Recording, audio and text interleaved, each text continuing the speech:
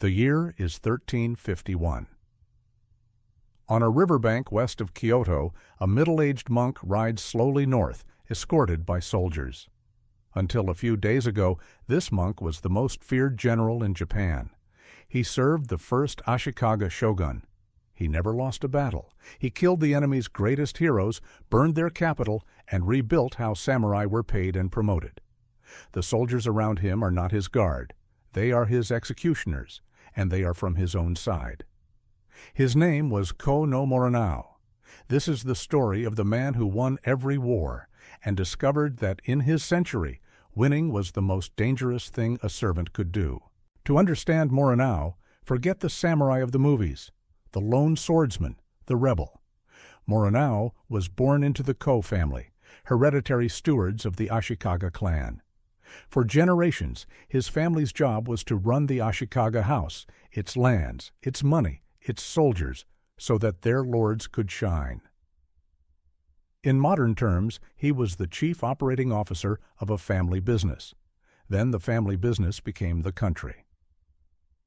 In the 1330s, Japan tore itself apart. The Kamakura shogunate fell. Emperor Go-Daigo tried to rule directly, alienated the very warriors who had won his war, and his own champion, Ashikaga Takauji, turned against him. By 1338, Takauji was shogun. Go-Daigo had fled south into the mountains of Yoshino and set up a rival court. Japan now had 2 emperors, 2 capitals, and one endless civil war. Takauji had the charisma. His brother Tadayoshi had the law. And Moronao, the steward, had everything else: the armies, the paperwork, and the impossible job of making a brand new shogunate actually work. On the battlefield, Moronao was simply better than everyone else. In 1338, at Ishizu, he crushed the southern court's brilliant young commander, Kitabatake Akiye, a general so gifted he had marched an army the length of Japan twice before turning 21. Akiye died in the wreckage. 10 years later, at Shijonawate, Moronao destroyed Kusunoki Masatsura, heir of Japan's most beloved loyalist hero. And then he did what no one had dared. He marched on Yoshino and burned the southern capital to the ground. But his real revolution was quieter. In Moronao's Japan, a samurai who earned land in battle could wait years for the paperwork that made it real. Moronao shortened the wait to days. His office issued documents in the shogun's name and backed them with force. Fight for us, and you will actually be paid. Warriors flocked to him. The old aristocrats were horrified. To them he was vulgar, impatient, a man who respected nothing. To fighting men, he was the first boss in living memory who kept his promises.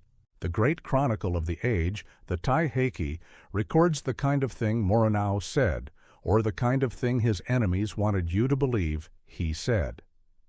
Why bow to an emperor? If the world truly needs one, carve a king out of wood or cast one in gold, and send the living one into exile. In a country that had just fought a holy war over the throne, that was blasphemy. The chronicle also paints him as a predator, a man who coveted other men's wives and ruined a lord to take one. How much of it is true, no one knows. History was written by people who hated him. What is certain is this: Moronao stood for a new idea, that results outrank birth, and tradition is a tool, not a master. And the guardian of the old idea lived inside the same government, Tadayoshi, the shogun's brother, the man of law, precedent, and rank. 2 visions of power, 1 regime. The country was too small for both. In 1349, Moronao struck first. He surrounded Tadayoshi's residence with troops and forced him into retirement. Another victory. Then Tadayoshi did the unthinkable. He defected to the southern court, the enemy his own family had fought for a decade, and turned its armies against Moronao. In 1351, near the shore at Uchidehama, Moronao's army was finally beaten. He surrendered on a single condition: his life. He shaved his head and took monastic vows. A defeated man in monk's robes, the logic went, is no threat to anyone. Days later, on the road back to Kyoto, at the crossing of the Muko River, the column was stopped by warriors of the Wasugi clan, kinsmen of a man Moronao had killed.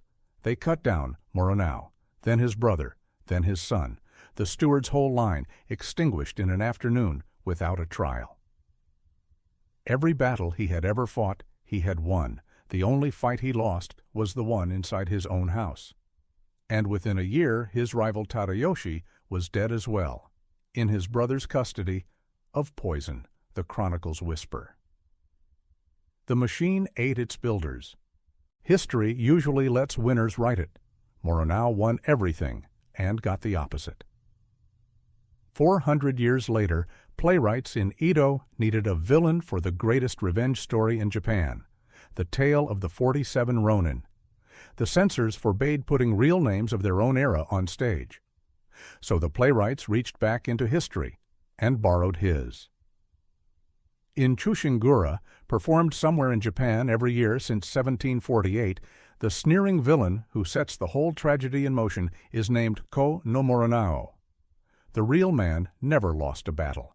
He built the operating system of a new shogunate, and his reward was to become Japan's stock villain for 3 centuries. Norizen was destroyed by loyalty. Doken was murdered for competence. Gracia refused and died free. Moronao won and learned that victory makes enemies no sword can reach. If this story was worth your time, subscribe. Forgotten Japan tells the stories that the famous tales of samurai and shoguns leave out.